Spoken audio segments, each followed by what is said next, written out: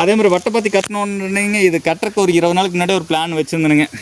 மரம் வந்து பார்த்திங்கன்னா நம்ம தோப்புக்கு பக்கத்து தோப்புக்கு என்ன ஒரு வித்தியாசம்னாங்க, பக்கத்தில் ரொம்ப எப்பவும் சுத்தமாக வச்சுருப்பாங்க.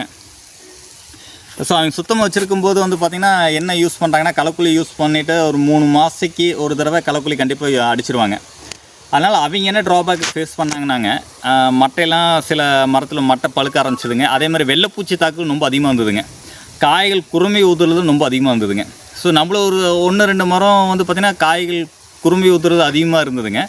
ஸோ அதுக்கு வந்து பார்த்திங்கன்னா போரான் சத்து குறைபாட்டினால வந்ததுன்னு சொல்லிட்டு எருக்கலாஞ்செடி, அது வெள்ளை எருக்கலாஞ்செடியாக பார்த்து ஒவ்வொரு கத்தை அறுத்தாந்து போட்டணுங்க.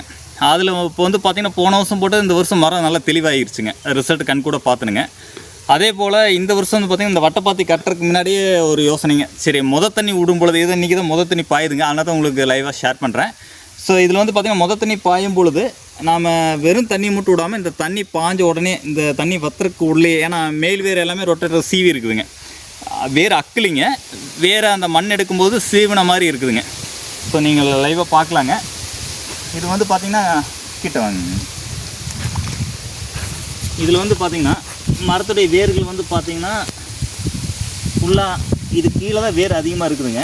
இந்த இடத்துல வந்து பார்த்திங்கன்னா இந்த சின்ன சின்ன வேர் மட்டும்தான் கட்டாயிருக்கும், மற்றபடி பெரிய வேர் எல்லாமே சீவன வாக்கில் இருக்குதுங்க. இதுக்கு மீன் அமில கரைசல் கொடுத்தோன்னா உங்களுக்கு மரத்தோடைய எதிர்ப்பு சக்தி அதிகமாகுதுங்க, குறைமை உதிர்தல் வந்து கண்ட்ரோல் ஆகுதுங்க. பட் காயுடைய சைஸ் கொஞ்சம் நல்லா இருக்குங்க. நான் இலை மரத்துக்கு ஒரு 2 வருஷத்துக்கு முன்னாடி இருந்து கட்டிக்கிட்டு இருக்கேனுங்க. அதான் புதுசாக காப்புக்கு வர மரம் எல்லாமே நல்லா ரிசல்ட் கொடுத்ததுங்க. இந்த பெரிய தோப்புக்கு இதை ஃபஸ்ட் டைம் ட்ரை பண்ணி பார்க்குறேனுங்க.